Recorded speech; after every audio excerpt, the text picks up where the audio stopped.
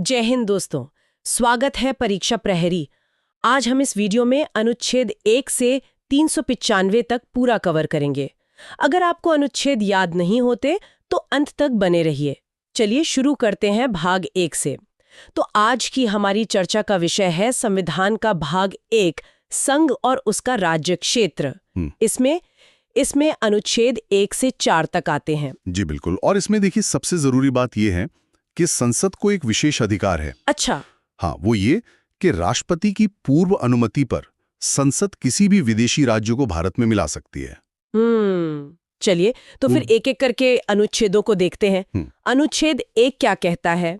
अनुच्छेद 1 कहता है इंडिया अर्थात भारत राज्यों का संघ है, मतलब यूनियन ऑफ स्टेट्स। राज्यों का संघ। जी। इसके बाद आता है अनुच्छेद 2 जो नए राज्यों के निर्माण से संबंधित है, और अनुच्छेद 3 वो संसद को कुछ खास शक्तियां देता है। क्या शक्तियां हैं वो? देखिए, अनुच्छेद 3 के तहत संसद किसी भी राज्य की मतलब उसकी सीमा में परिवर्तन कर सकती है। ठीक है। उसके क्षेत्र में परिवर्तन कर सकती है और उसके नाम में भी परिवर्तन कर सकती है। अच्छा, और फिर अनुच्छेद 4 उसका क्या महत्व है? अनुच्छेद 4 बहुत जरूरी है। वो ये साफ करता है कि अनुच्छेद 2 और 3 के तहत जो भी संशोधन होगा, हाँ, उसे अनुच्छेद 368 के तहत संविधान संशोधन नहीं माना जाएगा। ये एक बहुत ही महत्वपूर्ण बिंदु है, मतलब इसे साधारण बहुमत से किया जा सकता है। ठीक है, ये तो हुआ भाग 1। अब आगे बढ़ते हैं भाग 2 की ओर, जो नागरिकता यानी सिटीजनशिप से जुड़ा है। जी, इसमें अनुच्छेद 5 से 11 तक आते हैं। तो अनुच्छेद 5 क्या कहता है? अनुच्छेद 5 में संविधान के प्रारंभ से जो नागरिकता दी गई है उसका प्रावधान है। और यहाँ एक बात जानना बहुत जरूरी है। क्या? कि हमारे देश में एकहरी नागरिकता है, सिंगल सिटीजनशिप, और ये हमने ब्रिटेन से लिया है। अच्छा, इसका मतलब हम सिर्फ भारत के नागरिक हैं, किसी राज्य विशेष के नहीं, है ना? एकदम सही। अमेरिका की तरह नहीं, वहां तो दोहरी नागरिकता है। और भारत में नागरिकता से संबंधित कोई भी कानून बनाने का अधिकार सिर्फ और सिर्फ संसद के पास है। तो पहला कानून कब बना था? पहली बार कानून बना था 1955 में, जिसे हम नागरिकता अधिनियम 1955 कहते हैं। और नागरिकता का जो पंजीकरण है वो गृह मंत्रालय में होता है। अब बात करते हैं अनुच्छेद 6 की। ये परमिट रूल के बारे में, ये क्या था? हाँ, ये असल में पाकिस्तान से भारत आए लोगों की नागरिकता से जुड़ा है। ये 19 जुलाई 1948 को लागू हुआ था। अच्छा। इसके तहत मतलब ये व्यवस्था थी कि जो लोग संविधान बनने के बाद आएंगे उन्हें नागरिकता नहीं मिलेगी। एक कट ऑफ डेट थी। और अनुच्छेद 7? वो उन लोगों के लिए था जो स्वतंत्रता के बाद भारत से पाकिस्तान चले गए, लेकिन संविधान बनने से पहले लौट आए। उन्हें नागरिकता देने की बात कही गई। ठीक है। अनुच्छेद 8, 9 और 10 तो काफी सीधे लगते हैं। 8 कहता है कि विदेशी भ्रमण या नौकरी करने पर नागरिकता खत्म नहीं होगी। जी। और अनुच्छेद 9 कहता है कि अगर कोई व्यक्ति स्वेच्छा से किसी विदेशी देश की नागरिकता ले लेता है तो उसकी भारत की नागरिकता समाप्त कर दी जाएगी। मतलब एक समय पर एक ही नागरिकता। बिल्कुल।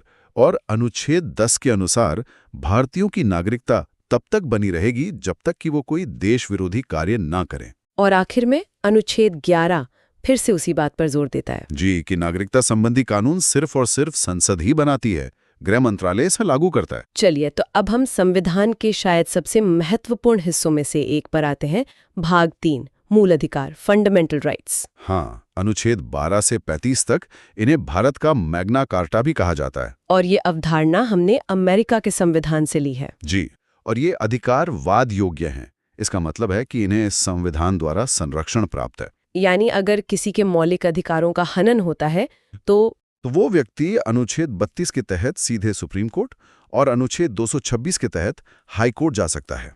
ये बहुत बड़ी शक्ति है। अच्छा, मूल संविधान में तो सुना है 7 मौलिक अधिकार थे, पर अब 6 हैं। ये बदलाव कैसे हुआ? बिल्कुल। संपत्ति का अधिकार जो पहले अनुच्छेद 31 में था, उसे 44वें संविधान संशोधन 1978 के द्वारा हटा दिया गया। ओह। अब इसे अनुच्छेद 300 क भाग 12 में रखकर एक विधिक या कानूनी अधिकार बना दिया गया है।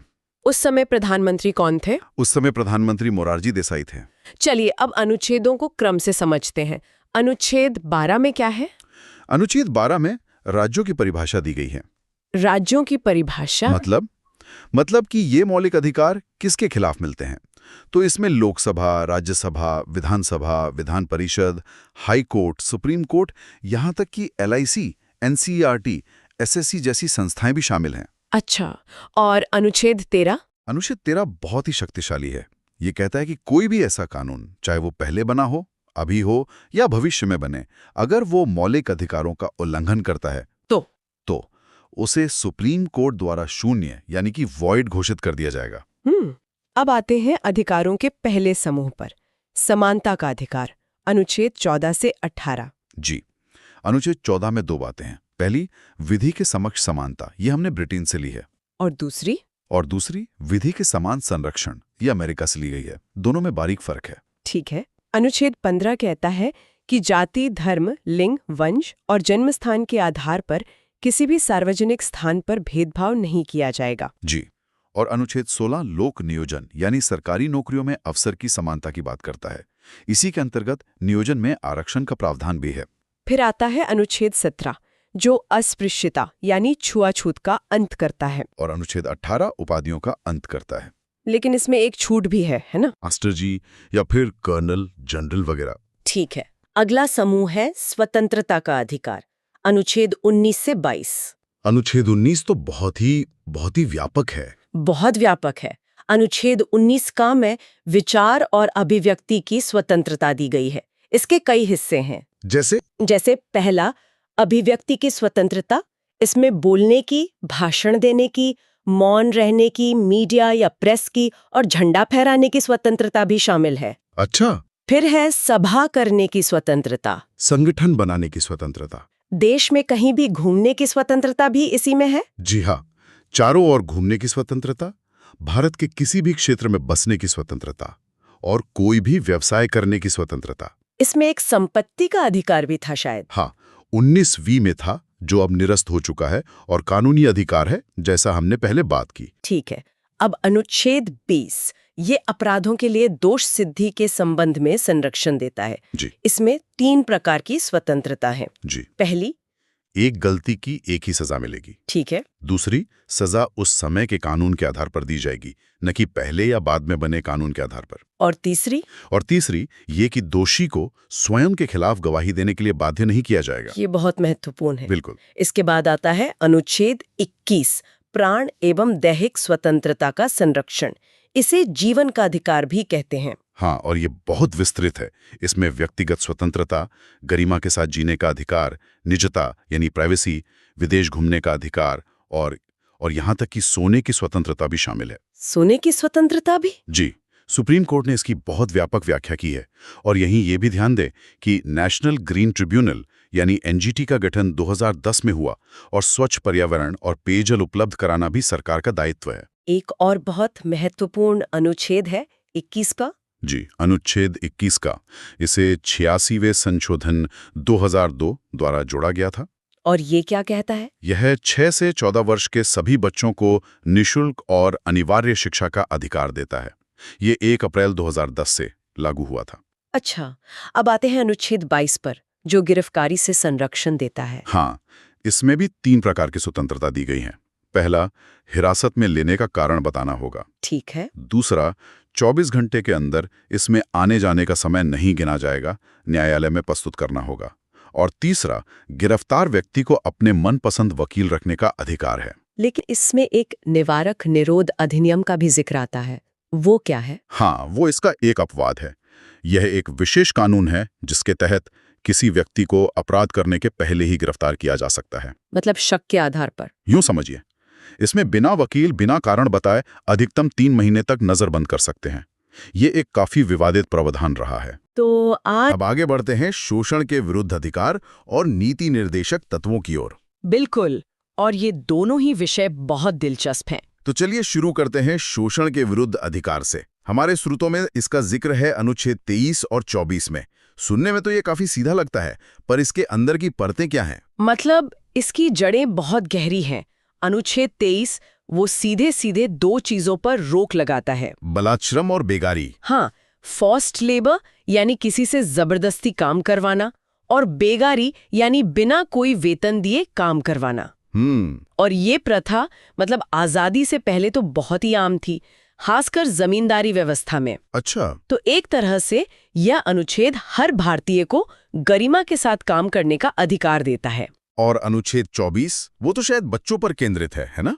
बिल्कुल, वो कहता है कि 14 साल से कम उम्र के जो बच्चे हैं उन्हें किसी भी कारखाने या खदान या किसी भी दूसरे खतरनाक काम में नहीं लगाया जा सकता। ये सिर्फ एक नियम नहीं बल्कि भारत के भविष्य को सुरक्षित करने जैसा है। एकदम सही।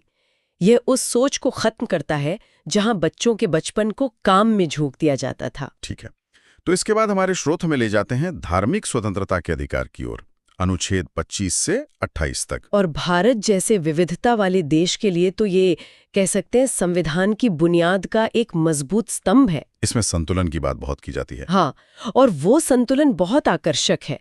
देखिए, अनुच्छेद 25 हर एक व्यक्ति को मतलब व्यक्तिगत तौर पर अपने धर्म को मानने की आजादी देता है, मानने, उस पर चलने और उसका प्रचार करने की। ये एक पर्सनल राइट है। और फिर अनुच्छेद 26। फिर आता है अनुच्छेद 26 जो धार्मिक समूहों को जैसे मंदिर, मस्जिद या मठों को सामूहिक रूप से अपने धार्मिक मामलों का प्रबंधन करने का अधिकार देता है। अच्छा, तो एक व्यक्तिगत और दूसरा सामूहिक। बिल्कुल, दोनों रखा गया है। और फिर अनुच्छेद 27 और 28 ये दोनों राज्य के धर्मनिरपेक्ष चरित्र को और पक्का करते हैं। कैसे? अनुच्छेद 27 कहता है कि धर्म के लिए जो पैसा मैनेज किया जाता है उस पर कोई टैक्स नहीं लगेगा। हाँ। और अनुच्छेद 28 साफ करता है कि सरकारी स्कूलों में कोई धार्मिक शिक्षा नहीं दी जाएगी। मतलब राज्य और धर्म के बीच एक स्पष्ट रेखा। एकदम। और इसी से जुड़ा हुआ है अल्पसंख्यकों की संस्कृति और शिक्षा का अधिकार, अनुच्छेद 29 और 30। हाँ, ये भारत की खूबसूरती को बचाने का एक कह सकते हैं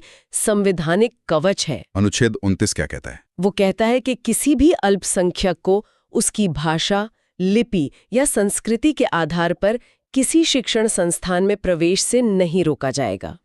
और फिर अनुच्छेद 30 उन्हें अपनी पसंद का शिक्षण संस्थान स्थापित करने का अधिकार देता है। ये तो बहुत बड़ा कदम है विविधता को बनाए रखने के लिए। बिल्कुल, ये एक संदेश है कि भारत में हर संस्कृति का सम्मान है। अब आते हैं एक ऐसे अनुच्छेद पर जो किसी जमाने में काफी चर्चा में था, अनुच्छेद 31, संपत्ति का अधिकार। हाँ, जो अब एक मूल अधिकार नहीं है। यही सवाल है, ये इतना बड़ा बदलाव क्यों और कैसे हुआ? देखिए, ये कोई छोटा मोटा बदलाव नहीं था। इसके पीछे दशकों का एक तरह का संघर्ष था। संघर्ष किसके बीच? सरकार और न्यायपालिका के बीच। आजादी के बाद सरकार जमींदारी उन्मूलन और भूमि सुधार जैसे बड़े सामाजिक बदलाव लाना चाहती थी।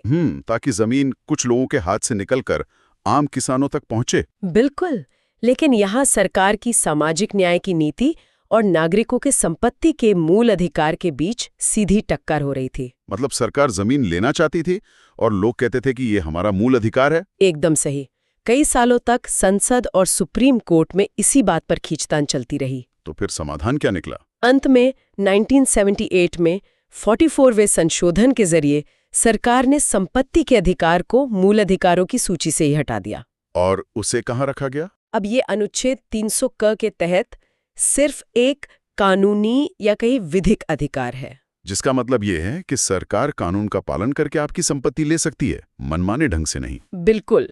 इस एक बदलाव ने भारत के समाजवादी झुकाव को एक तरह से स्पष्ट कर दिया। वाह, ये तो सिर्फ एक अनुच्छेद का हटना नहीं बल्कि एक पूरी राजनीतिक और सामाजिक कहानी है। सही बात है। अब आते हैं उस अनुच्छेद पर जिसे बाबा साहेब आम्बेडकर ने संविधान की आत्मा कहा था, अनुच्छेद 32। ऐसा क्या है इस अनुच्छेद में? ये बहुत ही महत्वपूर्ण सवाल है। इसे ऐसे समझिए, मान लीजिए आपको बहुत सारे अधिकार दे दिए गए, लेकिन अगर उन अधिकारों के उल्लंघन पर आप कहीं शिकायत ही नहीं कर सकते तो उन अधिकारों का क्या मतलब? वो तो बस कागज पर लिखी अच्छी बातें रह जाएंगी। बिल्कुल। अनुच्छेद 32 इसी समस्या का समाधान है। कैसे? ये खुद एक मूल अधिकार है जो कहता है कि अगर आपके किसी भी मूल अधिकार का हनन होता है तो आप सीधे सुप्रीम कोर्ट जा सकते हैं। अच्छा, सीधे सुप्रीम कोर्ट? हाँ, हाई कोर्ट जाने का विकल्प तो अनुच्छेद 226 के तहत है ही। ये अधिकार बाकी सभी अधिकारों को लागू करने की गारंटी देता है। और इसीलिए अंबेडकर ने इसे आत्मा कहा। हाँ, क्योंकि इसके बिना संविधान का शरीर कह सकते हैं बेजान होता। तो एक बार जल्दी से मूल अधिकारों के वर्गीकरण को दोहरा लेते हैं जैसा हमारे स्रोत की टेबल में दिया गया है। हाँ, जरूर। समानता का अधिकार अनुच्छेद 14 से 18, स्वतंत्रता का अधिकार 19 से 22, शोषण के विरुद्ध अधिकार 23-24, धार्मिक स्वतंत्रता का अधिकार 25 से 28, सही। फिर शिक्षा एवं संस्कृति का अधिकार 29-30 और अंत में संवैधानिक उपचारों का अधिकार अनुच्छेद 32। बिल्कुल, और ये भी याद रखना जरूरी है कि ये अधिकार असीमित नहीं है। मतलब इन पर कुछ सीमाएं भी हैं। हाँ, जैसे अनुच्छेद 33 संसद को राष्ट्रीय सुरक्षा के हित में सेना, मीडिया और गुप्तचरों के मूल अधिकारों को सीमित करने की शक्ति देता है। और अनुच्छेद 34 उसके तहत भारत के किसी भी क्षेत्र में सेना का कानून यानी मार्शल लॉ लागू किया जा सकता है। ठीक है, तो ये था भाग 3। अब हम संविधान के एक बिल्कुल अलग हिस्से की तरफ बढ़ते हैं, जहां अधिकार नहीं बल्कि निर्देश हैं। सही पकड़ा। भाग 4 यानी राज्य के नीति निर्देशक तत्व, अनुच्छेद 36 से 51 तक। हाँ, जिन्हें डीपीएसपी भी कहते हैं, और ये आयरलैंड के संविधान से लिए गए हैं। और इनका उद्देश्य क्या है? इनका मुख्य उद्देश्य है भारत में सामाजिक और आर्थिक लोकतंत्र की स्थापना करना, एक लोक कल्याणकारी राज्य बनाना। लेकिन यहाँ एक महत्वपूर्ण सवाल उठता है, अगर ये सरकार के लिए निर्देश हैं और सरकार इन्हें पूरा ना करे तो क्या कोई नागरिक कोर्ट जा सकता है? यही तो सबसे दिलचस्प बात है, और इसका जवाब है नहीं। नहीं, ये वाद योग्य नहीं है। मतलब आप इन्हें लेकर कोर्ट नहीं जा सकते। अच्छा। इसी पर केटी शाह का वो प्रसिद्ध कथन है कि यह एक ऐसा चेक है जो बैंक की मर्जी पर ही भजाया जा सकता है। तो फिर इन्हें संविधान में रखने का मतलब क्या था? ये तो बस एक नैतिक मार्गदर्शन की तरह हो गए। बिल्कुल, ये एक नैतिक जिम्मेदारी है, और लोकतंत्र में हर 5 साल में जनता की अदालत तो लगती ही है ना? सही बात। अगर सरकार इन लक्ष्यों पर काम नहीं करती तो जनता उसे चुनाव में सबक सिखा सकती है। तो चलिए कुछ प्रमुख निर्देशक तत्वों को देखते हैं। अनुच्छेद 38 लोक कल्याणकारी राज्य की बात करता है। हाँ, और अनुच्छेद 39 में समान कार्य के लिए समान वेतन का सिद्धांत है। और इसी में बाद में 42वें संशोधन से अनुच्छेद 39 क जोड़ा गया। 39 का? हाँ, 39 क, जो निःशुल्क विधिक सहायता का प्रावधान करता है ताकि न्याय सबके लिए सुलभ हो। बिल्कुल। अनुच्छेद 40 तो बहुत ही प्रसिद्ध है, पंचायती राज का गठन। हाँ, ये गांधीवादी विचारधारा का प्रतीक है। और अनुच्छेद 44 भी आजकल बहुत चर्चा में है, समान सिविल संहिता, यूनिफॉर्म सिविल कोड। हाँ, काफी चर्चा में है। हमारे स्रोत बताते हैं कि ये सबसे पहले गोवा में और उसके बाद उत्तराखंड में लागू हुआ। और ये विवादास्पद इसलिए है क्योंकि इसका लक्ष्य है कि शादी, तलाक जैसे मामलों में सभी धर्मों के लिए एक जैसा कानून हो, जिससे इसकी टक्कर धार्मिक स्वतंत्रता के अधिकार से होती है। एकदम। बच्चों की शिक्षा से जुड़ा एक और महत्वपूर्ण अनुच्छेद है 45। हाँ, ये 6 वर्ष से कम आयु के बच्चों के लिए निःशुल्क शिक्षा, पोषाहार और स्वास्थ्य देखभाल का प्रावधान करता है। और भी कई महत्वपूर्ण निर्देश हैं, जैसे अनुच्छेद 47। हाँ, अनुच्छेद 47 पोषाहार स्तर को ऊंचा करने और शराब जैसे नशीले पदार्थों पर रोक की बात करता है। अच्छा, और अनुच्छेद 48? वो कृषि और पशुपालन को बढ़ावा देने के साथ साथ दुधारू पशुओं की हत्या पर रोक की बात करता है। पर्यावरण संरक्षण भी इसमें शामिल है। हाँ, वो बाद में जोड़ा गया। अनुच्छेद 48 क में वन, पर्यावरण और वन्य जीवों के संरक्षण की बात है। और भी हैं? हाँ, अनुच्छेद 49 राष्ट्रीय स्मारकों की सुरक्षा की बात करता है। अनुच्छेद 50 कार्यपालिका और न्यायपालिका के पृथक्करण की, और अनुच्छेद 51 अंतर्राष्ट्रीय शांति को बढ़ावा देने का निर्देश देता है। तो ये थे राज्य के नीति निर्देशक तत्व। अब अंत में आते हैं भाग 4 क पर, मौलिक कर्तव्य, फंडामेंटल ड्यूटीज।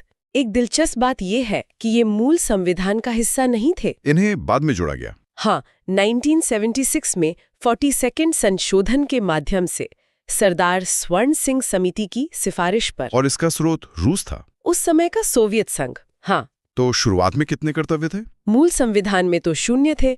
1976 में 10 कर्तव्य जोड़े गए। और वर्तमान में कुल 11 हैं। 11वां कर्तव्य, जो शिक्षा से संबंधित है, वो 2002 में 86वें संशोधन द्वारा जोड़ा गया। और क्या ये भी राज्य के नीति निर्देशक तत्वों की तरह वाद योग्य नहीं है? बिल्कुल। इन्हें भी न्यायालय द्वारा लागू नहीं कराया जा सकता। इन्हें प्रभावी बनाने के लिए 1993 में J.S. वर्मा समिति का गठन किया गया था। तो ये एक तरह से नागरिकों के लिए नैतिक दिशा निर्देश है। सही पकड़ा। तो आज की इस चर्चा में हमने मूल अधिकारों को पूरा किया, राज्य के नीति निर्देशक तत्वों को समझा और मौलिक कर्तव्यों पर भी नजर डाली। हाँ, अधिकार, निर्देश और कर्तव्य, इन तीनों के बीच का जो रिश्ता है वो हमने देखा। बहुत खूब। भाग 5 संघ संविधान का सबसे बड़ा भाग है। यहाँ हम राष्ट्रपति, उपराष्ट्रपति और संसद को ट्रिक्स के साथ देखेंगे। हाँ, और ये भाग अनुच्छेद 52 से 151 तक फैला है। काफी बड़ा है और ये हमारे देश की केंद्रीय सरकार की मतलब पूरी रूपरेखा तय करता है। चलिए इसके पीछे की सोच को समझते हैं। बिल्कुल, आज हम सिर्फ अनुच्छेद नहीं रटेंगे बल्कि उनके पीछे का क्यों भी समझेंगे। और हाँ, कुछ ऐसी ट्रिक्स देखेंगे जो प्रतियोगी परीक्षाओं की तैयारी करने वालों के लिए तो वरदान है ही, पर एक आम नागरिक को भी हमारे देश का ढांचा समझने में मदद करेंगी। एकदम सही। तो सबसे पहले आते हैं भारत के राष्ट्रपति, देश के प्रथम नागरिक। इनके पद, चुनाव और शक्तियों से जुड़े अनुच्छेदों को याद करने के लिए एक बड़ी मशहूर एक एक्रोनिम है। हाँ, एक ट्रिक है जो अनुच्छेद 52 से 61 तक को कवर करती है। ट्रिक है प का नी को का दू यो द श। ये एक्रोनिम मतलब ये संक्षिप्त नाम बहुत काम का है। चलिए इसे खोलते हैं। प से है अनुच्छेद 52, राष्ट्रपति का पद, मतलब भारत का एक राष्ट्रपति होगा जी। और का से है अनुच्छेद 53, कार्यपालिका का प्रधान। इसका मतलब है कि संघ की सारी कार्यकारी शक्ति राष्ट्रपति में निहित होगी। हाँ, लेकिन वो नाम मात्र के प्रधान हैं। असली शक्ति प्रधानमंत्री और उनकी मंत्री परिषद के पास होती है। ठीक है, इसके बाद आता है नी से अनुच्छेद 54, राष्ट्रपति का निर्वाचन। और ये एक बहुत दिलचस्प प्रक्रिया है। हाँ, इसमें कौन कौन वोट डालता है? इसमें लोकसभा, राज्यसभा और सभी राज्यों की विधानसभाओं के केवल निर्वाचित सदस्य ही वोट डालते हैं। अच्छा, तो मनोनीत सदस्य नहीं? जी नहीं, मनोनीत सदस्य यानी नॉमिनेटेड मेंबर्स इसमें हिस्सा नहीं लेते। ये सुनिश्चित करता है कि राष्ट्रपति का चुनाव सीधे तौर पर जनता के चुने हुए प्रतिनिधियों द्वारा हो। और चुनाव जीतने के लिए एक खास कोटा होता है ना? हाँ बिल्कुल, यहीं पर ट्रिक का अगला हिस्सा आता है। को से अनुच्छेद 55, निर्वाचन का कोटा। 50% + 1। सही। यह सिर्फ सबसे ज्यादा वोट पाना नहीं है, बल्कि कुल डाले गए वोटों का 50% + 1 वोट हासिल करना होता है। इससे राष्ट्रपति की वैधता और मजबूती सुनिश्चित होती है। ठीक है, तो राष्ट्रपति चुन लिए गए, अब उनका कार्यकाल। ट्रिक में अगला का इसी के लिए है, अनुच्छेद 56, कार्यकाल, जो कि 5 वर्ष का होता है। और दू से अनुच्छेद 57, जो कहता है कि कोई भी व्यक्ति दोबारा निर्वाचन के लिए पात्र है। भारत में इस पर कोई सीमा नहीं है। अमेरिका की तरह नहीं, जहां कोई 2 बार से ज्यादा राष्ट्रपति नहीं बन सकता। बिल्कुल। अब बात करते हैं योग्यता की। राष्ट्रपति बनने के लिए क्या शर्तें हैं? ये ट्रिक के यो से जुड़ा है। हाँ, यो यानी अनुच्छेद 58, योग्यता। इसमें मुख्य बातें हैं, व्यक्ति भारत का नागरिक हो, 35 वर्ष की आयु पूरी कर चुका हो और लोकसभा का सदस्य बनने की योग्यता रखता हो। और एक और महत्वपूर्ण शर्त है जी, 50 प्रस्तावक और 50 अनुमोदक होने चाहिए। ये इसलिए ताकि केवल गंभीर उम्मीदवार ही चुनाव में खड़े हों। सही बात है। और ट्रिक के आखिर में है द श म। इनका क्या मतलब है? द से है अनुच्छेद 59, दशाएं या शर्तें, जैसे कि वो किसी लाभ के पद पर न हो या पागल या दिवालिया घोषित न हो। और श से अनुच्छेद 60, शपथ, जो उन्हें भारत के मुख्य न्यायाधीश यानी चीफ जस्टिस ऑफ इंडिया दिलवाते हैं। और सबसे महत्वपूर्ण म से अनुच्छेद 61, महाभियोग, इम्पीचमेंट। हाँ, इम्पीचमेंट। महाभियोग को एक बहुत जटिल प्रक्रिया कहा जाता है, ऐसा क्यों है? यह प्रक्रिया इतनी जटिल इसलिए बनाई गई है ताकि देश के सर्वोच्च पद को किसी राजनीतिक कारण से आसानी से अस्थिर न किया जा सके। राष्ट्रपति को हटाने के लिए संसद के दोनों सदनों में 2/3 जैसे भारी बहुमत की जरूरत होती है, जो हासिल करना बहुत मुश्किल है। बहुत मुश्किल। और अंत में एक और अनुच्छेद है 62, जो कहता है कि राष्ट्रपति का पद खाली होने पर 6 महीने के अंदर चुनाव कराना अनिवार्य है। तो ये तो हुई राष्ट्रपति की बात। अब आते हैं उपराष्ट्रपति पर। इनके लिए भी कोई ट्रिक है? हाँ, एक छोटी और सीधी ट्रिक है, उसरा निकास। उसरा निकास। जी, यह अनुच्छेद 63 से 69 तक के लिए है। उ से अनुच्छेद 63, उपराष्ट्रपति का पद। स से अनुच्छेद 64, जो कहता है कि उपराष्ट्रपति राज्यसभा का पदेन सभापति होगा। असल में यही उनका मुख्य काम है। और रा से? रा से है अनुच्छेद 65। इसका मतलब है कि अगर राष्ट्रपति का पद किसी कारण से खाली हो तो उपराष्ट्रपति एक कार्यवाहक राष्ट्रपति के तौर पर काम करेंगे। यहाँ मुझे एक सवाल पूछना है। उपराष्ट्रपति के चुनाव में कौन वोट देता है? क्या ये राष्ट्रपति चुनाव जैसा ही है? यह एक बहुत अच्छा सवाल है और यही एक बड़ा अंतर है। ट्रिक में नी से है अनुच्छेद 66 निर्वाचन। अच्छा। इसमें लोकसभा और राज्यसभा के सभी सदस्य यानी निर्वाचित और मनोनीत दोनों भाग लेते हैं। विधानसभा के सदस्य इसमें वोट नहीं करते। इसके पीछे कोई तर्क है? हाँ, तर्क यह है कि चूंकि उपराष्ट्रपति का मुख्य काम राज्यसभा की अध्यक्षता करना है, इसलिए केंद्रीय विधायिका के सदस्य ही उन्हें चुनते हैं। ये तो बहुत तार्किक बात हुई। ट्रिक में आगे का और सा है। का से अनुच्छेद 67 कार्यकाल जो 5 वर्ष का होता है और स से 2 अनुच्छेद जुड़े हैं। अनुच्छेद 68 जो चुनाव का सही समय तय करता है और अनुच्छेद 69 जो उनकी शपथ से जुड़ा है, जो उन्हें राष्ट्रपति दिलवाते हैं। जी। तो हमने कार्यपालिका के शीर्ष 2 पदों को समझ लिया, लेकिन ये अकेले काम नहीं करते। इन्हें सलाह कौन देता है और इनके फैसलों को लागू कौन करता है? बिल्कुल, यहीं पर प्रधानमंत्री और उनकी मंत्रिपरिषद की भूमिका आती है। लेकिन उस पर आने से पहले एक बहुत ही दिलचस्प पैटर्न देखते हैं जो हमारे संविधान की आत्मा को दिखाता है। अच्छा। अनुच्छेद 72 ये राष्ट्रपति को क्षमादान की शक्ति देता है। हाँ, ये तो हमने कई बार खबरों में सुना है। मतलब वो मौत की सजा तक को माफ कर सकते हैं। ये एक बहुत बड़ी न्यायिक शक्ति है। बिल्कुल। अब देखिए जादू। अगर हम अनुच्छेद 72 में 89 जोड़ दें तो क्या मिलेगा? 72 में 89। 72 प्लस 89 बराबर 161। 161। अनुच्छेद 161 में ठीक यही क्षमादान की शक्ति राज्य के राज्यपाल को दी गई है। अरे वाह, तो ये पैटर्न एक तरह का संवैधानिक खाका है। मतलब एक बार केंद्र का स्ट्रक्चर समझ लिया तो राज्य का अपने आप साफ हो जाता है। आपने बिल्कुल सही पकड़ा। ये सिर्फ एक ट्रिक नहीं बल्कि संविधान बनाने वालों की सोच है। जी, वे केंद्र और राज्य में एक जैसी सुसंगत शासन प्रणाली चाहते थे। ये हमारे संघीय ढांचे की नींव है जिसे हम इस बातचीत में बार बार देखेंगे। जैसे अनुच्छेद 74 कहता है कि राष्ट्रपति को सलाह देने के लिए एक मंत्रिपरिषद होगी जिसके मुखिया प्राइम मिनिस्टर होंगे। अब आप अंदाजा लगाइए। ठीक है, तो अनुच्छेद 74 अगर मैं इसमें 89 जोड़ूं, 74 प्लस 89 बराबर 163। तो अनुच्छेद 163 में राज्यों के लिए ऐसा ही कुछ होगा। एकदम सही। अनुच्छेद 163 में राज्यपाल को सलाह देने के लिए राज्य की मंत्रिपरिषद का प्रावधान है। यही पैटर्न अनुच्छेद 75 पर भी लागू होता है। मंत्रियों की नियुक्ति से जुड़ा। हाँ। 75 प्लस 89 बराबर 164 जो राज्यपाल द्वारा राज्य के मंत्रियों की नियुक्ति की बात करता है। कमाल है।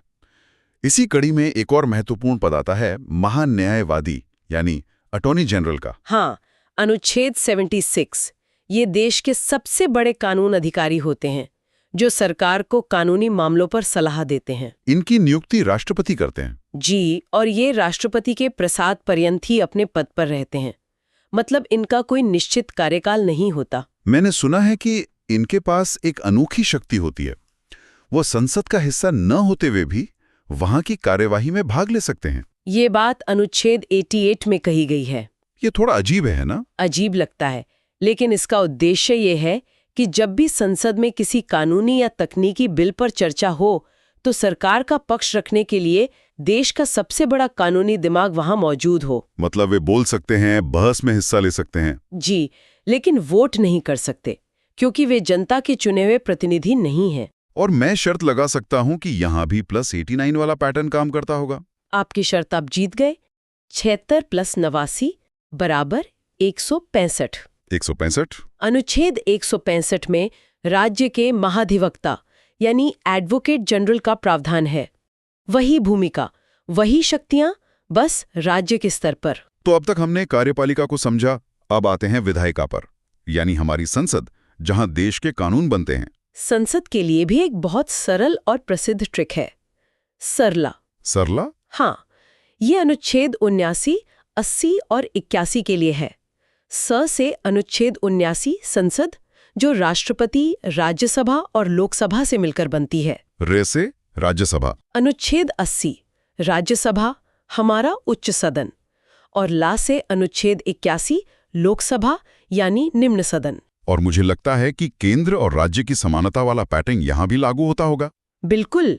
आप कोशिश कीजिए, अनुच्छेद 79 में 89 जोड़कर देखिए। ठीक है, 79 + 89 बराबर 168। ये राज्य के विधानमंडल का अनुच्छेद होगा। सही। और अनुच्छेद 80 यानी राज्यसभा में 89 जोड़ें तो 80 + 89 बराबर 169। ये विधान परिषद के बारे में होगा शायद। बहुत बढ़िया। और आखिरी अनुच्छेद 81 लोकसभा में 89 जोड़ने पर मिलता है 81 + 89 बराबर 170, जो विधानसभा के गठन की बात करता है। जी, ये पैटर्न कितना सुंदर और तार्किक है। तो संसद बन गई। अब ये काम कैसे करती है? सत्तर कौन बुलाता है? ये शक्ति अनुच्छेद 85 के तहत राष्ट्रपति के पास है। वही संसद का सत्र बुलाते हैं, सत्रावसान करते हैं और प्रधानमंत्री की सलाह पर लोकसभा को भंग भी कर सकते हैं। लेकिन सदन की कार्यवाही शुरू करने के लिए एक न्यूनतम उपस्थिति जरूरी है। हाँ, जिसे कोरम कहते हैं। कोरम, सही। अनुच्छेद 100 में गणपूर्ति या कोरम का जिक्र है। ये वैसा ही है जैसे किसी क्लास को शुरू करने के लिए कम से कम कुछ छात्रों का होना जरूरी है, ताकि कुछ गिने चुने सदस्य ही मिलकर देश के लिए कोई बड़ा फैसला ना ले लें। बिल्कुल। ये संख्या कुल सदस्यों का 110 होती है। मतलब लोकसभा के लिए लगभग 55 और राज्यसभा के लिए 25 सदस्य। ठीक है, तो संसद का सत्र शुरू हो गया, कोरम भी पूरा है। अब कानून कैसे बनता है? मान लीजिए किसी बिल पर लोकसभा और राज्यसभा में सहमति नहीं बन पा रही, तब क्या होता है? ऐसी स्थिति के लिए संविधान में एक रास्ता है।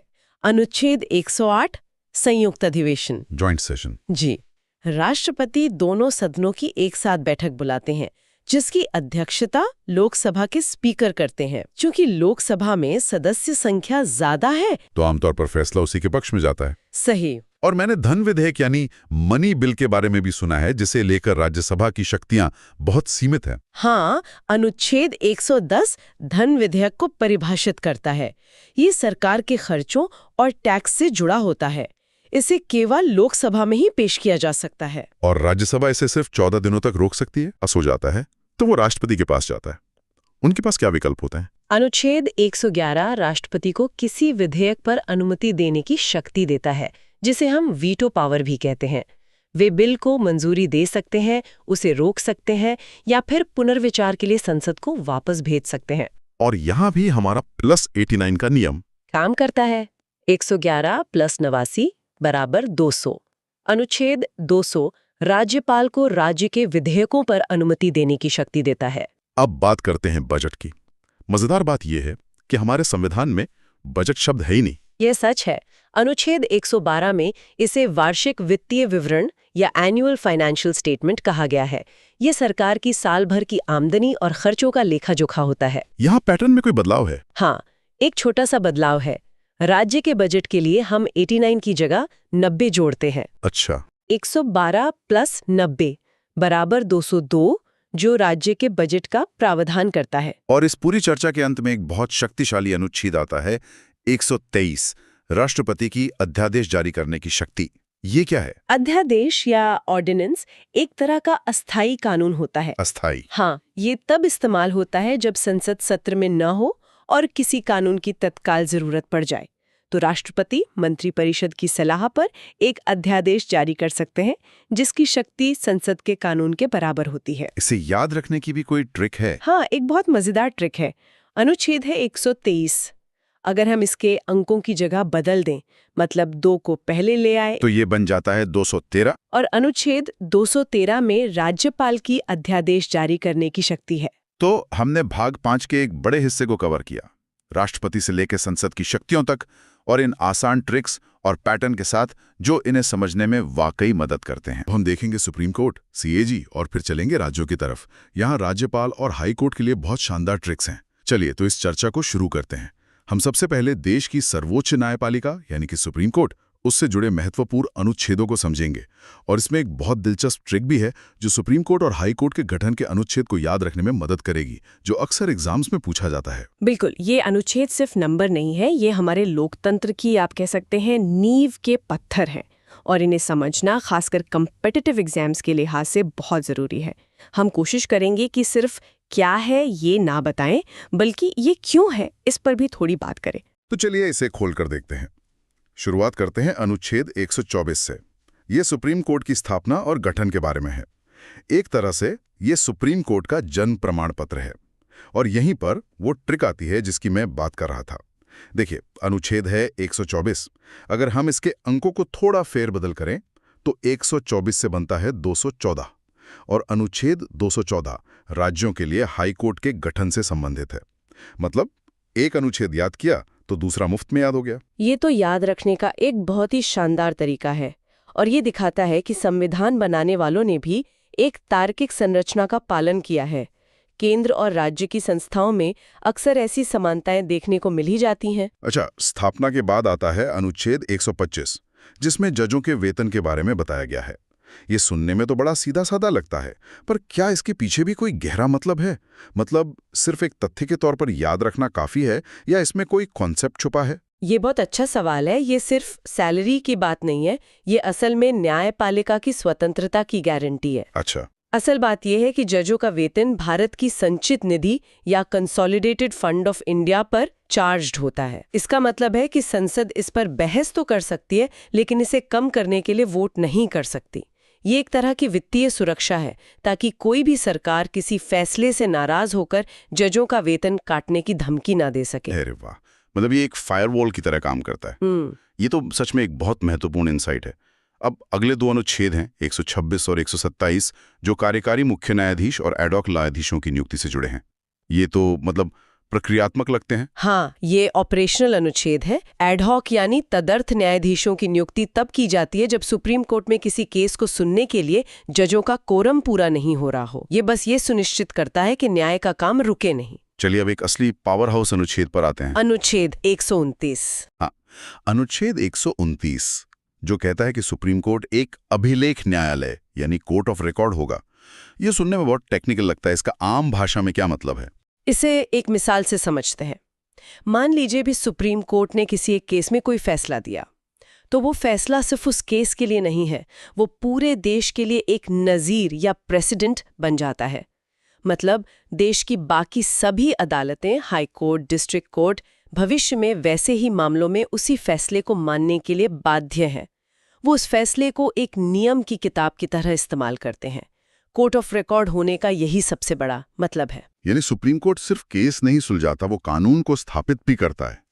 और इसी अनुच्छेद से कोर्ट को अपनी अवमानना यानी कंटेम्प्ट ऑफ कोर्ट के लिए सजा देने की शक्ति भी मिलती है ना? बिल्कुल। अगर कोई कोर्ट के फैसले की जानबूझकर अवहेलना करता है तो कोर्ट उसे सजा दे सकता है। यह शक्ति कोर्ट की गरिमा और उसके फैसलों का सम्मान सुनिश्चित करने के लिए जरूरी है। इसके बाद कुछ और प्रमुख अनुच्छेद हैं, जैसे अनुच्छेद 130 जो सुप्रीम कोर्ट के स्थान, जो आमतौर पर दिल्ली है, उसकी बात करता है, और अनुच्छेद 131 जो इसकी प्रारंभिक या मूल अधिकारिता के बारे में है। ये मूल अधिकारिता क्या है? ओरिजिनल जुरिस्डिक्शन या मूल अधिकारिता का मतलब है कि कुछ खास तरह के मामले ऐसे होते हैं जिनकी सुनवाई सीधे सुप्रीम कोर्ट में ही शुरू हो सकती है, किसी निचली अदालत में नहीं। जैसे केंद्र सरकार और एक या एक से ज्यादा राज्यों के बीच कोई विवाद हो, या फिर 2 या 2 से ज्यादा राज्यों के बीच आपस में कोई टकराव हो। ये मामले इतने बड़े और संवेदनशील होते हैं कि उन्हें सुलझाने का अधिकार सिर्फ देश की सर्वोच्च अदालत को ही दिया गया है। समझ गया। अब आते हैं संविधान के एक और बेहद शक्तिशाली प्रावधान पर। अनुच्छेद 137 न्यायिक पुनरावलोकन यानी जुडिशियल रिव्यू की शक्ति। ये तो लोकतंत्र का सेफ्टी वाल्व है। Safety valve? हाँ, जुडिशियल रिव्यू का मतलब है कि सुप्रीम कोर्ट संसद द्वारा बनाए गए किसी भी कानून या सरकार द्वारा जारी किए गए किसी भी आदेश की समीक्षा कर सकता है, और अगर कोर्ट को लगता है कि वो कानून या आदेश संविधान के किसी प्रावधान का उल्लंघन कर रहा है, तो वो उसे असंवैधानिक घोषित करके रद्द कर सकता है। ये शक्ति सुनिश्चित करती है कि विधायिका और कार्यपालिका अपनी सीमाओं में रहें। और अनुच्छेद 139 भी रिट निकालने की शक्ति से ही जुड़ा है। हाँ, लेकिन इसमें एक न्यूआंस है। अनुच्छेद 32 के तहत सुप्रीम कोर्ट सिर्फ मौलिक अधिकारों के हनन पर रिट जारी कर सकता है, लेकिन अनुच्छेद 139 संसद को ये शक्ति देता है कि वो कानून बनाकर सुप्रीम कोर्ट को मौलिक अधिकारों के अलावा अन्य मामलों में भी रिट जारी करने का अधिकार दे सके। अच्छा, और आखिर में सुप्रीम कोर्ट से जुड़े 2 और अनुच्छेद जो हमेशा याद रखने चाहिए। एक तो है अनुच्छेद 141 जो कहता है कि सुप्रीम कोर्ट का कानून देश की सभी अदालतों पर बाध्यकारी है, और दूसरा अनुच्छेद 143 जिसके तहत राष्ट्रपति सुप्रीम कोर्ट से सलाह ले सकते हैं। इस पर अक्सर सवाल बनता है कि क्या ये सलाह राष्ट्रपति के लिए मानना जरूरी है? नहीं, बिल्कुल नहीं। राष्ट्रपति सलाह मांग तो सकते हैं, लेकिन उस सलाह को मानने के लिए वो बाध्य नहीं है। और इसी तरह सुप्रीम कोर्ट भी सलाह देने के लिए बाध्य नहीं है। हालांकि आमतौर पर वो सलाह देता है, ये एक सलाहकारी अधिकारिता है, बाध्यकारी नहीं। तो ये थी सुप्रीम कोर्ट की कहानी, जो सिर्फ एक अदालत नहीं बल्कि संविधान की संरक्षक है। अब उस संस्था की ओर बढ़ते हैं जो देश के खजाने की संरक्षक है। मेरा मतलब है कंट्रोलर एंड ऑडिटर जनरल, यानी भारत का नियंत्रक एवं महालेखा परीक्षक। जी, कंट्रोलर एंड ऑडिटर जनरल को पब्लिक पर्स का वॉचडॉग भी कहा जाता है। इनका काम ये देखना है कि सरकार ने जो पैसा संसद से मंजूर करवाया वो सही तरीके से सही जगह पर खर्च हुआ भी या नहीं। इससे जुड़े 3 प्रमुख अनुच्छेद हैं। अनुच्छेद 148 में कंट्रोलर एंड ऑडिटर जनरल के पद की बात की गई है, और अनुच्छेद 149 उनकी शक्तियों और कर्तव्यों को बताता है। इनकी सबसे बड़ी शक्ति क्या है? इनकी सबसे बड़ी शक्ति है इनका दायरा। कंट्रोलर एंड ऑडिटर जनरल सिर्फ केंद्र सरकार ही नहीं बल्कि सभी राज्य सरकारों और सरकारी कंपनियों के खातों की भी जांच करता है। ये एक बहुत बड़ी जिम्मेदारी है, और इस काम को बिना किसी डर या दबाव के करने के लिए उन्हें कार्यकाल की सुरक्षा दी गई है। उन्हें हटाना उतना ही मुश्किल है जितना सुप्रीम कोर्ट की जज को हटाना। तो ये अपनी रिपोर्ट किसे देते हैं? अनुच्छेद 151 इसी बारे में है ना? जी। अनुच्छेद 151 के अनुसार कंट्रोलर एंड ऑडिटर जनरल केंद्र सरकार से जुड़ी अपनी ऑडिट रिपोर्ट राष्ट्रपति को सौंपते हैं, और राष्ट्रपति उसे संसद के दोनों सदनों के पटल पर रखवाते हैं। इसी तरह राज्यों से जुड़ी रिपोर्ट उस राज्य के राज्यपाल को दी जाती है, जो उसे राज्य विधानमंडल में रखवाते हैं। और यहीं से असली कहानी शुरू होती है। हम अक्सर अखबारों में पढ़ते हैं कि कंट्रोलर एंड ऑडिटर जनरल की रिपोर्ट से कोई घोटाला सामने आया और संसद में हंगामा हो गया। तो क्या कंट्रोलर एंड ऑडिटर जनरल किसी को सजा दे सकता है? नहीं, कंट्रोलर एंड ऑडिटर जनरल का काम सजा देना नहीं है। वो एक ऑडिटर है, प्रोसिक्यूटर नहीं। लेकिन उनकी रिपोर्ट बहुत शक्तिशाली होती है। जब वो रिपोर्ट संसद की पब्लिक अकाउंट्स कमेटी यानी लोक लेखा समिति के पास जाती है, तो वो सरकारी अधिकारियों से सवाल जवाब करती है, मीडिया में बहस होती है और सरकार पर राजनीतिक दबाव बनता है। तो कंट्रोलर एंड ऑडिटर जनरल की असली ताकत उनकी रिपोर्ट की प्रामाणिकता और उसके द्वारा पैदा की जाने वाली जवाबदेही में है। बहुत बढ़िया। तो केंद्र की इन 2 बड़ी संस्थाओं के बाद अब हम संविधान के भाग 6 में प्रवेश करते हैं, जो राज्यों से संबंधित है। यह अनुच्छेद 152 से 237 तक फैला है। अनुच्छेद 152 में राज्य की परिभाषा दी गई है, और अब आता है वो हिस्सा जहां एक शानदार ट्रिक हमारा काम आसान कर देगी। ये राज्यपाल से संबंधित अनुच्छेदों के लिए है, 153 से 159 तक। ये ट्रिक कॉम्पिटिटिव एग्जाम की तैयारी करने वालों के बीच बहुत लोकप्रिय है। ट्रिक है रकानिका यस। मैं इसे बहुत धीरे और स्पष्ट रूप से बोलता हूं, रा का नी का य स। चलिए अब इस कोड को डिकोड करते हैं। अनुच्छेद 153 में रा से है राज्यपाल का पद। अनुच्छेद 154 में का से है कार्यपालिका शक्ति। इसका मतलब है कि राज्य की सारी एग्जीक्यूटिव पावर राज्यपाल में निहित होगी। बिल्कुल, लेकिन यहाँ एक लेकिन है। राज्यपाल राज्य का नाम मात्र यानी नॉमिनल हेड होता है। वास्तविक शक्तियां तो मुख्यमंत्री की अध्यक्षता वाली मंत्री परिषद के पास होती हैं, ठीक वैसे ही जैसे केंद्र में राष्ट्रपति और प्रधानमंत्री के बीच होता है। 56 में अगले का से है कार्यकाल, जो टेक्निकली राष्ट्रपति के प्रसाद पर्यंत यानी प्लेजर ऑफ द प्रेसिडेंट होता है। फिर अनुच्छेद 157 में य से है योग्यता, और अनुच्छेद 158 में स से है सेवा की शर्तें। ये ट्रिक तो बिल्कुल सटीक बैठती है। और इस क्रम के ठीक बाद आता है अनुच्छेद 159, जो शपथ या ओथ से संबंधित है। राज्यपाल को शपथ उस राज्य के हाई कोर्ट के मुख्य न्यायाधीश दिलाते हैं। तो रकानी का यस और उसके ठीक बाद शपथ, ये पूरा क्रम याद रखने में बहुत मदद करता है। बिल्कुल। अब राज्यपाल से जुड़े कुछ और महत्वपूर्ण अनुच्छेद देखते हैं। अनुच्छेद 161 में राज्यपाल की क्षमादान शक्ति है। ये राष्ट्रपति की क्षमादान शक्ति से कैसे अलग है? मुख्य अंतर यह है कि राज्यपाल मृत्युदंड यानी डेथ सेंटेंस को पूरी तरह माफ नहीं कर सकता। वो उसे सस्पेंड या कम्यूट कर सकता है, लेकिन पार्डन नहीं कर सकता। ये शक्ति सिर्फ राष्ट्रपति के पास है। अच्छा, अब राज्य की कार्यपालिका में आगे बढ़ते हैं। अनुच्छेद 163 में मंत्रिपरिषद है, जिसके प्रमुख चीफ मिनिस्टर होते हैं। अनुच्छेद 164 कहता है कि चीफ मिनिस्टर की नियुक्ति राज्यपाल करेंगे। और फिर है अनुच्छेद 165, महाधिवक्ता यानी एडवोकेट जनरल। एडवोकेट जनरल राज्य सरकार का सर्वोच्च विधि अधिकारी होता है, ठीक उसी तरह जैसे अटॉर्नी जनरल केंद्र सरकार का होता है। इनका काम राज्य सरकार को कानूनी सलाह देना और कोर्ट में उनका पक्ष रखना है। चलिए, अब राज्य की विधायिका की बात करते हैं। अनुच्छेद 168 में विधानमंडल का प्रावधान है। फिर आता है अनुच्छेद 169, जो विधान परिषद के सृजन या समाप्ति से संबंधित है। ये प्रक्रिया काफी दिलचस्प है। हाँ, ये बहुत यूनिक है। किसी राज्य में विधान परिषद बनानी है या खत्म करनी है, इसका प्रस्ताव पहले उस राज्य की विधानसभा को विशेष बहुमत से पारित करना होता है। फिर वो प्रस्ताव संसद के पास जाता है और अगर संसद उसे साधारण बहुमत से पास कर दे, तब जाकर विधान परिषद बनती या खत्म होती है। तो अंतिम शक्ति संसद के हाथ में है। इसके बाद अनुच्छेद 170 विधानसभा की संरचना और 171 विधान परिषद की संरचना के बारे में है। और आगे बढ़ें तो अनुच्छेद 178 विधानसभा के अध्यक्ष और उपाध्यक्ष की बात करता है और 182 विधान परिषद के सभापति और उपसभापति की। और राज्य स्तर पर 2 और अनुच्छेद जो सीधे राष्ट्रपति और संसद वाले अनुच्छेदों से जुड़े हैं।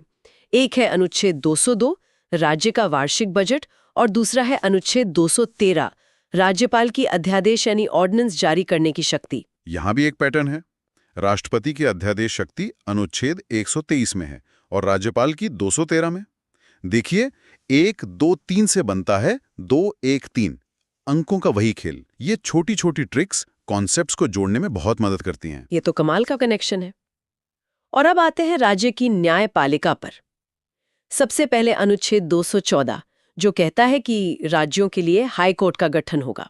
याद है हमारी पहली ट्रिक 124 से 214। जी बिल्कुल। फिर आता है अनुच्छेद 226 जिसके तहत हाई कोर्ट रिट जारी कर सकता है।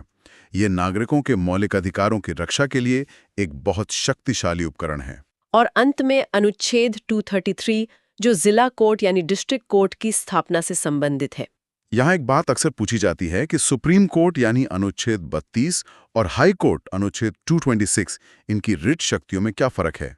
तो बात यह है कि मौलिक अधिकारों के मामले में दोनों रिट जारी कर सकते हैं, लेकिन हाई कोर्ट का रिट क्षेत्राधिकार कुछ मामलों में सुप्रीम कोर्ट से भी व्यापक है। वो मौलिक अधिकारों के अलावा अन्य कानूनी अधिकारों अदर लीगल राइट्स के हनन पर भी रिट जारी कर सकता है। तो शुरू करते हैं भाग 7 से, जो एक तरह की ऐतिहासिक पहेली है।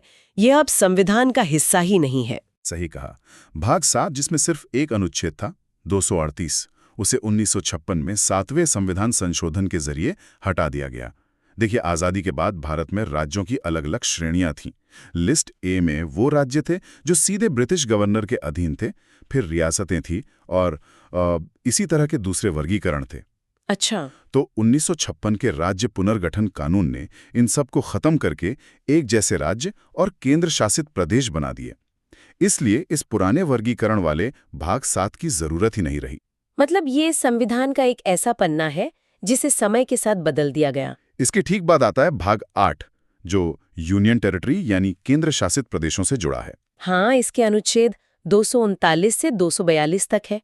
ये अनुच्छेद इन प्रदेशों के प्रशासन की पूरी रूपरेखा तैयार करते हैं कि उनका शासन राष्ट्रपति द्वारा नियुक्त प्रशासक के जरिए कैसे चलेगा और संसद उनके लिए कानून कैसे बना सकती है। ए और 9B इन्हें स्थानीय स्वशासन की नींव कहा जाता है। ये सिर्फ एक कानूनी बदलाव नहीं था, ये सत्ता के विकेंद्रीकरण का एक बहुत बड़ा प्रयोग था। सोचिए, इससे पहले दिल्ली या राज्यों की राजधानियों में बैठे लोग गांव की सड़क या नाली के लिए फैसले लेते थे। जी।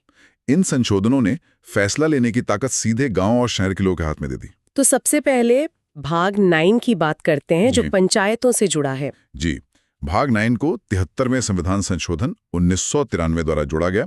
इसमें अनुच्छेद 243A से लेकर 243O तक शामिल है।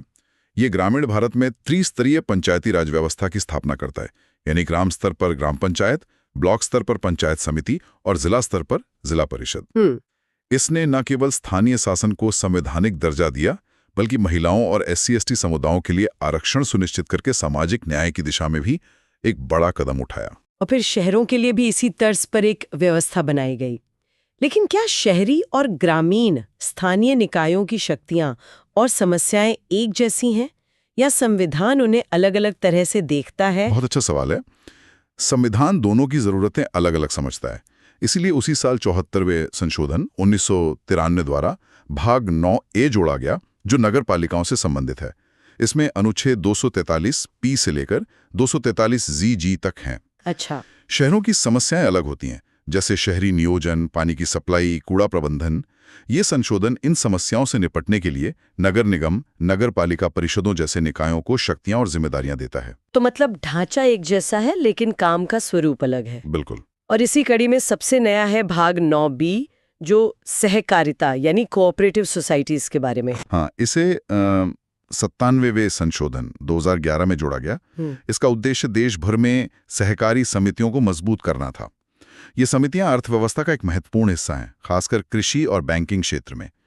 यह संशोधन उनके लोकतांत्रिक, स्वायत्त और पेशेवर कामकाज को बढ़ावा देने के लिए नियम तय करता है। तो हमने देखा कि सत्ता कैसे सबसे निचले स्तर तक पहुंचती है, लेकिन संविधान कुछ क्षेत्रों के लिए विशेष प्रावधान भी करता है, जैसा कि भाग 10 में है। बिल्कुल। भाग 10 अनुसूचित और जनजातीय क्षेत्रों के प्रशासन से संबंधित है। इसका मुख्य अनुच्छेद है 244। इसी अनुच्छेद से शक्ति लेकर SC/ST एक्ट 1989 जैसे कानून बने, ताकि इन समुदायों को अत्याचार से बचाया जा सके।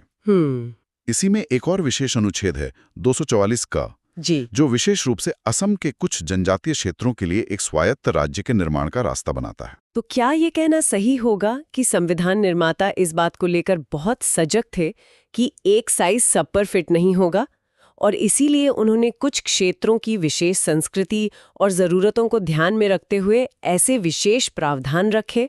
आपने बिल्कुल सही समझा। यही भारतीय संविधान की खूबसूरती है। ये विविधता को पहचानता है और उसका सम्मान करता है। तो हमने देखा कि शक्ति नीचे तक कैसे जाती है। अब उस क्लासिक रस्साकशी पर आते हैं जो हमेशा चलती रहती है, केंद्र और राज्यों के बीच शक्ति का संतुलन। ये भारतीय संघवाद का मूल है। ये हमें भाग 11 में मिलता है, जो अनुच्छेद 245 से 263 तक फैला है। यह हिस्सा केंद्र और राज्यों के बीच विधायी, प्रशासनिक और वित्तीय संबंधों का पूरा खाका खींचता है। यह तय करता है कि कौन किस विषय पर कानून बना सकता है। इसी में अनुच्छेद 249 बहुत दिलचस्प है, जहां केंद्र राज्य सूची के विषय पर भी कानून बना सकता है।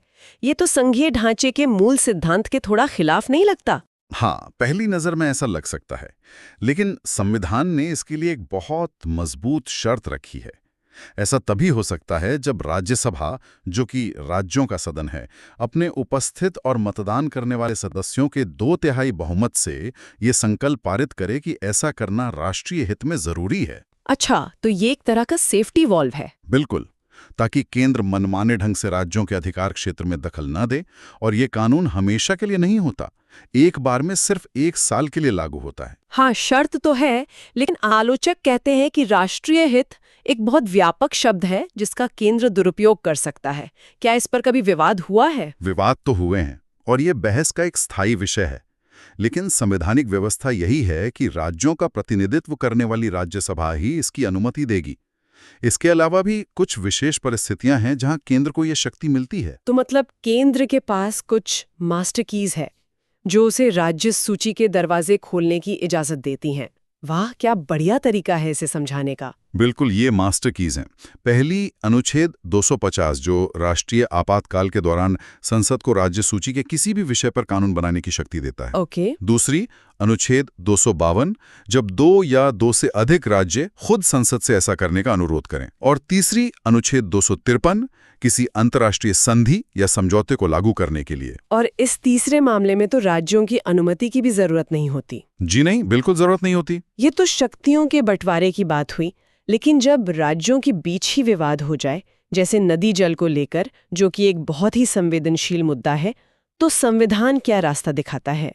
संविधान ने इसके लिए भी शांतिपूर्ण समाधान का तंत्र बनाया है। अनुच्छेद 262 संसद को अंतर नदीय जल विवादों के निपटारे के लिए कानून बनाने की शक्ति देता है, और इसी के तहत समय समय पर विभिन्न नदी जल विवाद न्यायाधिकरणों का गठन होता है। और इसके अलावा इसके अलावा अनुच्छेद 263 अंतर्राज्यीय परिषद की स्थापना का प्रावधान करता है। ये एक मंच है जहां राज्य और केंद्र मिलकर आपसी विवादों को सुलझा सकते हैं और बेहतर समन्वय बना सकते हैं। तो ये तो हुई पैसे और कानून की बात, लेकिन इन कानूनों को लागू करने और प्रशासन को चलाने के लिए संसाधन भी तो चाहिए। सारा खेल तो आखिर में वित्त पर ही आकर टिकता है। बिल्कुल सही। इसका जवाब हमें भाग 12 में मिलता है, जो वित्त, संपत्ति और अनुबंधों से संबंधित है। इसके अनुच्छेद 264 से 300 तक हैं। ये केंद्र राज्य के वित्तीय संबंधों की रीढ़ हैं। इसमें सबसे जरूरी बातें क्या हैं? सबसे पहले अनुच्छेद 265, जो लोकतंत्र का एक मूल सिद्धांत स्थापित करता है। इसका सीधा सा मतलब है, सरकार अपनी मर्जी से जनता पर कोई भी टैक्स नहीं लगा सकती। पहले कानून पास करवाना होगा। हाँ, पहले उसे संसद से बाकायदा कानून पास करवाना होगा। नो टैक्सेशन विदाउट रिप्रेजेंटेशन वाला सिद्धांत यहीं से आता है। और ये सारा पैसा जो टैक्स से आता है, वो जाता कहाँ है? वो जाता है भारत की संचित निधि, यानी कंसोलिडेटेड फंड में, जिसका प्रावधान अनुच्छेद 266 में है। इसे आप सरकार के मेन सैलरी अकाउंट की तरह समझ सकते हैं, जिसमें सारा पैसा आता है और जिससे संसद की अनुमति से ही सारे खर्चे होते हैं। और अगर अचानक कोई आपदा आ जाए और संसद का सत्र न चल रहा हो, तब क्या होगा? उसके लिए संविधान ने एक इमरजेंसी फंड बनाया है, आकस्मिक निधि यानी कंटिंजेंसी फंड, जिसका वर्णन अनुच्छेद 267 में है। इसे सरकार का इमरजेंसी क्रेडिट कार्ड या एक गुल्लक समझ सकते हैं, जो राष्ट्रपति के पास रखी होती है ताकि अचानक आई मुसीबत के लिए संसद की मंजूरी का इंतजार न करना पड़े। और बाद में स्वीकृति ली जाती है? हाँ, बाद में संसद से इसकी स्वीकृति ले ली जाती है। वित्त आयोग के बारे में भी बहुत सवाल पूछे जाते हैं। इसकी भूमिका क्या है? अनुच्छेद 280 के तहत राष्ट्रपति हर 5 साल में एक वित्त आयोग का गठन करते हैं। वित्त आयोग की भूमिका एक निष्पक्ष रेफरी की तरह है, जो ये तय करता है कि टैक्स रूपी केक का कितना बड़ा हिस्सा केंद्र को मिलेगा और कितना राज्यों को। ये सिर्फ बंटवारे की सिफारिश नहीं करता, बल्कि ये भी बताता है कि राज्यों को सहायता कैसे दी जाए।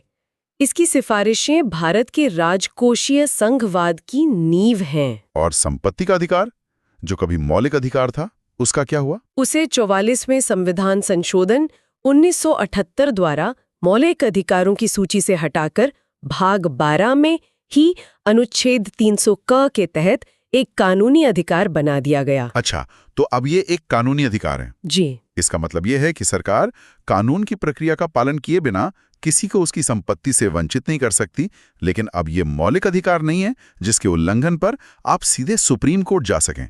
तो हमने कानून, प्रशासन और वित्त की बात कर ली, लेकिन इन सबको चलाने के लिए जो लोग चाहिए, यानी हमारी नौकरशाही, जिसे भारत का स्टील फ्रेम भी कहते हैं, उनके बारे में संविधान क्या कहता है? उसके लिए हमें भाग 14 पर आना होगा, जो संघ और राज्यों के अधीन सेवाओं से संबंधित है। हर सिविल सेवा एस्पिरेंट के लिए ये बहुत जरूरी है। इसमें अनुच्छेद 312 अखिल भारतीय सेवाओं यानी all India services, IAS, IPS और IFS की बात करता है। और इसमें एक दिलचस्प बात है ना? हाँ, दिलचस्प बात यह है कि कोई नई अखिल भारतीय सेवा बनाने का अधिकार भी केवल राज्यसभा के पास है, ताकि राज्यों की सहमति सुनिश्चित हो सके। और इन अधिकारियों की भर्ती प्रक्रिया की निष्पक्षता कैसे सुनिश्चित की जाती है? उसके लिए है अनुच्छेद 315। ये संघ के लिए एक संघ लोक सेवा आयोग यानी यूनियन पब्लिक सर्विस कमीशन और हर राज्य के लिए एक राज्य लोक सेवा आयोग के गठन की बात करता है। यही संस्थाएं सरकार के दबाव से मुक्त रहकर योग्यता के आधार पर भर्ती प्रक्रिया सुनिश्चित करती हैं। इसी भाग में एक और हिस्सा बाद में जोड़ा गया, भाग 14 क, जो प्रशासनिक न्यायाधिकरणों यानी ट्रिब्यूनल्स की स्थापना की बात करता है, ताकि सरकारी कर्मचारियों के सेवा संबंधी विवादों का तेजी से निपटारा हो सके। और अंत में वो तंत्र जो इस पूरे लोकतांत्रिक ढांचे को शक्ति देता है, जो सरकारें बनाता और बदलता है, यानी निर्वाचन। हाँ, लोकतंत्र का महापर्व। इसका जिक्र है भाग 15 में अनुच्छेद 324 से 329 तक। ये भारत में स्वतंत्र और निष्पक्ष चुनाव की पूरी व्यवस्था की गारंटी देता है। इसमें 2 अनुच्छेद सबसे महत्वपूर्ण माने जाते हैं। बिल्कुल, इसमें 2 अनुच्छेद सबसे महत्वपूर्ण हैं। कौन कौन से? पहला है अनुच्छेद 324। ये संसद, राज्य विधानमंडलों, राष्ट्रपति और उपराष्ट्रपति के चुनावों के संचालन, निर्देशन और नियंत्रण के लिए एक स्वतंत्र निर्वाचन आयोग के गठन का प्रावधान करता है। यही आयोग है जो ये सुनिश्चित करता है कि चुनाव निष्पक्ष हों। इसे असीम शक्तियां दी गई हैं। और दूसरा अनुच्छेद जो सीधे हम नागरिकों से जुड़ा है, वो है अनुच्छेद 326 जो वयस्क मताधिकार के सिद्धांत को स्थापित करता है।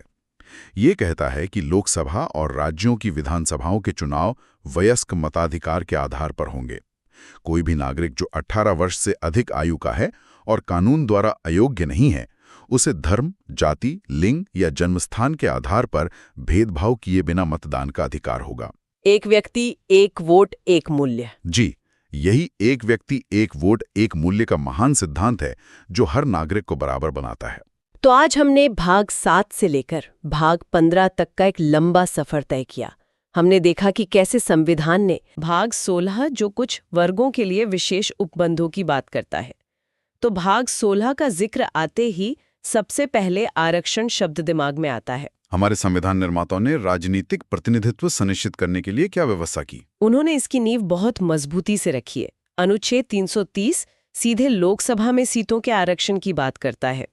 इसके तहत अनुसूचित जातियों यानी एससी के लिए 84 और अनुसूचित जनजातियों एसटी के लिए 47 सीटें आरक्षित की गई हैं। और ये आंकड़े जनसंख्या के अनुपात पर आधारित हैं, है ना? बिल्कुल, और समय समय पर बदलते भी हैं।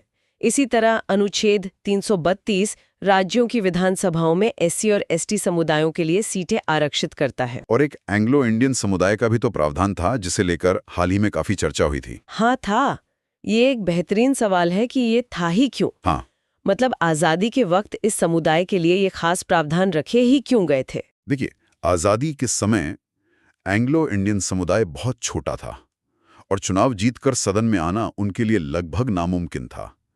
तो संविधान निर्माताओं को लगा कि उनकी आवाज संसद और विधानसभाओं में सुनी जानी चाहिए। तो उन्होंने मनोनयन का रास्ता चुना। जी, अनुच्छेद 331 के तहत राष्ट्रपति लोकसभा में 2 सदस्य और अनुच्छेद 333 के तहत राज्यपाल विधानसभा में 1 सदस्य मनोनीत कर सकते थे। तो फिर इतने सालों बाद इन्हें हटाने के पीछे क्या सोच थी? क्या ये अप्रासंगिक हो गए थे? कह सकते हैं। सरकार का तर्क था कि अब इस समुदाय की आबादी काफी कम हो गई है, तो 104वें संविधान संशोधन 2020 के जरिए इस प्रावधान को आगे नहीं बढ़ाया गया। अच्छा, तो ये 104वां संशोधन था। हाँ, और इसी संशोधन ने एक और महत्वपूर्ण काम किया।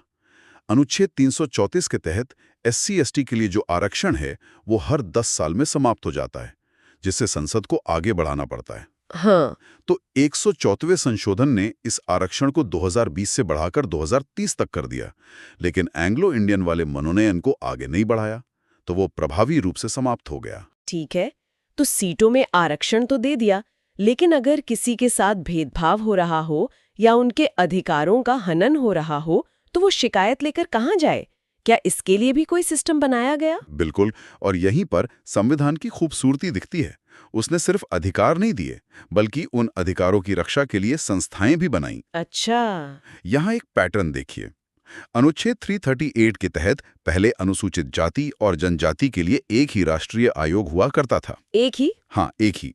लेकिन बाद में ये महसूस किया गया कि दोनों समुदायों के मुद्दे और जरूरतें अलग-अलग हैं, तो इसमें बदलाव किया गया। तो इन्हें अलग-अलग कर दिया गया? जी हाँ, संविधान में संशोधन करके इसे बांटा गया। आज की स्थिति यह है कि अनुच्छेद 338 राष्ट्रीय अनुसूचित जाति आयोग मतलब SC कमीशन की बात करता है। ठीक है। फिर अनुच्छेद 338 का राष्ट्रीय अनुसूचित जनजाति आयोग यानी ST कमीशन का प्रावधान करता है। और OBC के लिए भी है ना? हाँ, फिर 2018 में एक और संशोधन के जरिए अनुच्छेद 338 ख जोड़कर राष्ट्रीय अन्य पिछड़ा वर्ग आयोग मतलब अदर बैकवर्ड क्लास कमीशन को भी संवैधानिक दर्जा दे दिया गया। एक मिनट, यहाँ एक और पिछड़ा वर्ग आयोग का भी तो जिक्र आता है अनुच्छेद 340 में। इन दोनों में क्या फर्क है? ये एक बहुत बारीक लेकिन महत्वपूर्ण अंतर है और यहाँ से सवाल बनते हैं। अनुच्छेद 338 ख वाला OBC आयोग एक संवैधानिक निकाय है। संवैधानिक निकाय। जबकि अनुच्छेद 340 राष्ट्रपति को पिछड़े वर्गों की दशा की जांच के लिए एक आयोग नियुक्त करने की शक्ति देता है, जैसे काका कालेलकर या मंडल आयोग बने थे। ये आयोग वैधानिक निकाय होते हैं। संवैधानिक और वैधानिक, आमतौर पर लोग इन शब्दों को एक दूसरे की जगह इस्तेमाल कर लेते हैं। इसका असल मतलब क्या है? और ये फर्क बहुत बड़ा है। संवैधानिक का मतलब है कि उस संस्था की नींव खुद संविधान में है। उसे हटाना या उसकी शक्तियों को कम करना लगभग नामुमकिन है, क्योंकि उसके लिए संविधान संशोधन करना पड़ेगा। अच्छा, जबकि वैधानिक का मतलब है कि उसे संसद ने एक साधारण कानून बनाकर बनाया है जिसे बदलना या खत्म करना तुलनात्मक रूप से बहुत आसान होता है। समझ गए। और इनकी सिफारिशें भी बाध्यकारी नहीं होती। बिल्कुल। अनुच्छेद 340 के तहत बने आयोग की सिफारिशें सरकार पर बाध्यकारी नहीं होती, वो सिर्फ सलाहकारी होती हैं। ठीक है। तो भाग 16 का अंत कैसे होता है? किसी जाति को SC या ST की सूची में डालने या निकालने का अंतिम अधिकार किसके पास है? ये अधिकार सिर्फ और सिर्फ भारत के राष्ट्रपति के पास है। अनुच्छेद 341 राष्ट्रपति को किसी भी जाति को अनुसूचित जाति घोषित करने की शक्ति देता है और अनुच्छेद 342 यही शक्ति अनुसूचित जनजाति के संदर्भ में देता है। तो समाज के कुछ वर्गों को राजनीतिक प्रतिनिधित्व और संस्थागत सुरक्षा देने के बाद संविधान निर्माताओं के सामने अगली बड़ी चुनौती क्या थी? अगली चुनौती थी संवाद की। इतने बड़े विविध देश में जहां हजारों बोलियां और भाषाएं हैं, वहां सरकार काम किस भाषा में करेगी? देश को जोड़ने वाली भाषा कौन सी होगी? हाँ, ये तो बहुत बड़ा सवाल रहा होगा। और यहीं से शुरू होता है भाग 17, यानी राजभाषा पर चली लंबी और भावनात्मक बहस का नतीजा। और इस बहस का नतीजा क्या निकला? हिंदी को लेकर अक्सर ये भ्रम रहता है कि यह हमारी राष्ट्रभाषा है।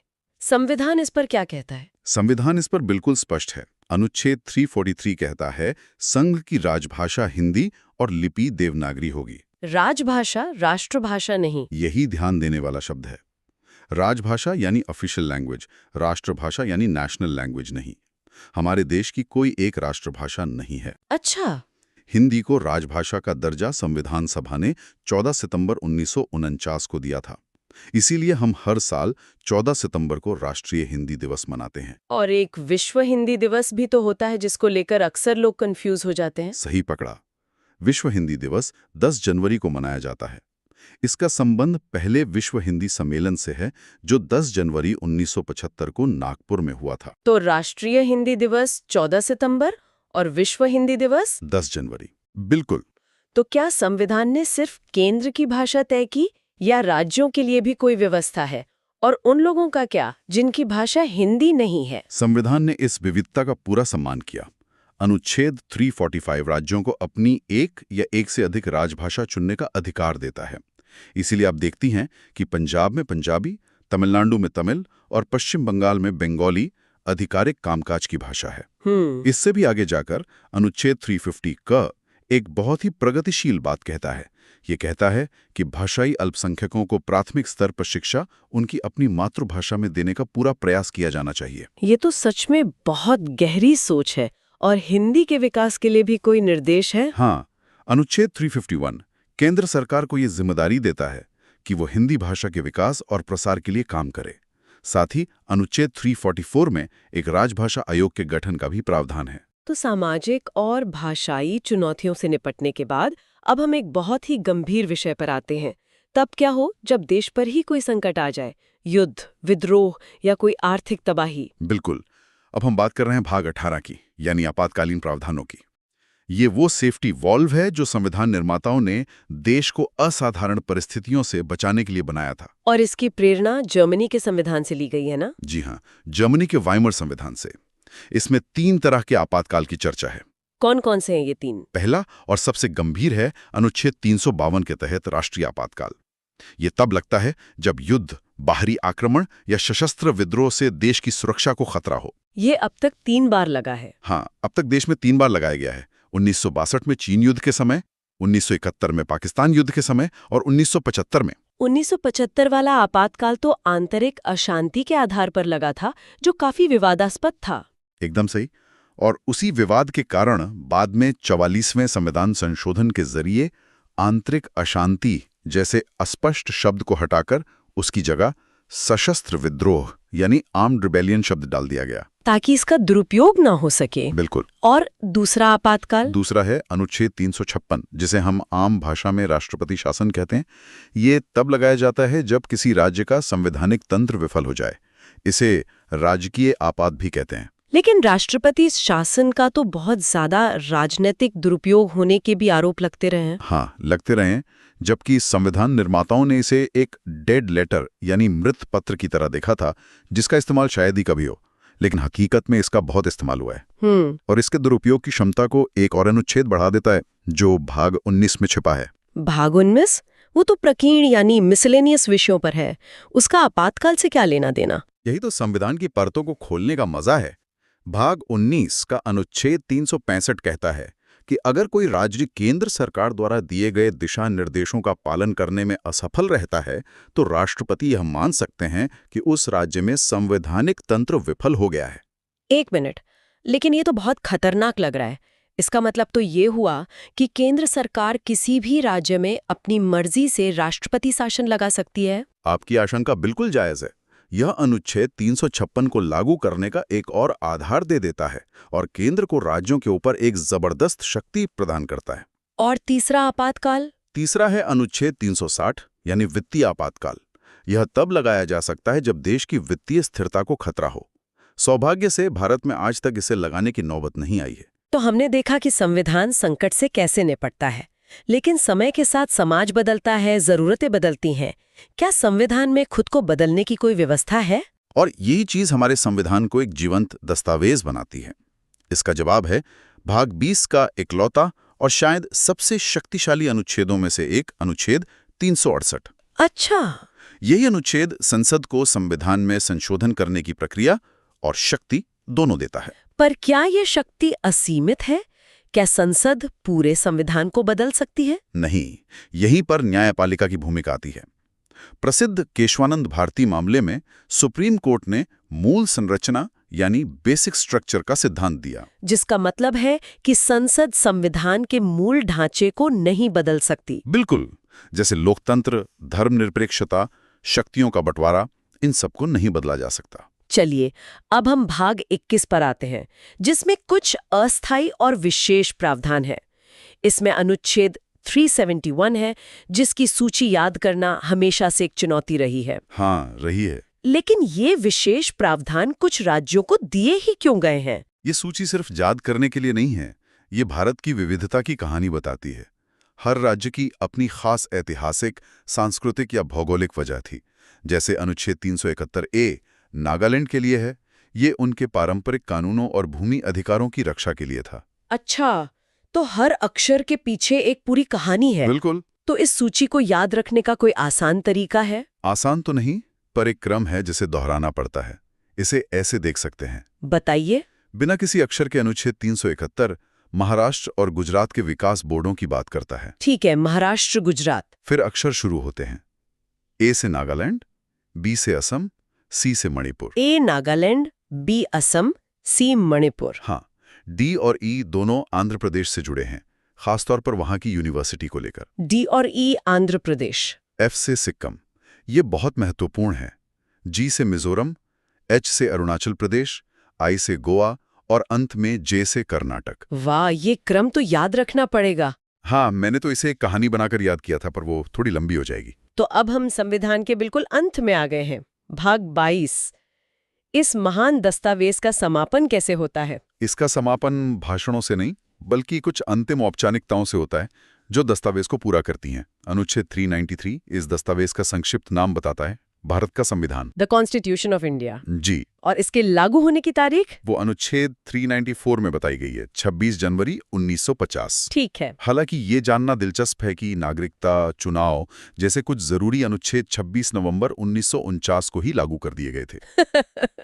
मजे की बात है, हमारा संविधान मूल रूप से तो सिर्फ अंग्रेजी में लिखा गया था। इसके हिंदी संस्करण का क्या हुआ? बहुत अच्छा पॉइंट है। सालों बाद 1987 में 58 संशोधन के जरिए अनुच्छेद 394 क जोड़ा गया, जो संविधान के हिंदी में प्राधिकृत पाठ यानी ऑथराइज्ड टेक्स्ट का प्रावधान करता है। मतलब अपने ही देश के संविधान का आधिकारिक हिंदी रूप आने में 37 साल लग गए। हाँ, कह सकते हैं। तो जैसे ही ये नया संविधान लागू हुआ, जो पुराने कानून थे जो ब्रिटिश काल से चले आ रहे थे, उनका क्या हुआ? उसके लिए है हमारा अंतिम अनुच्छेद 395।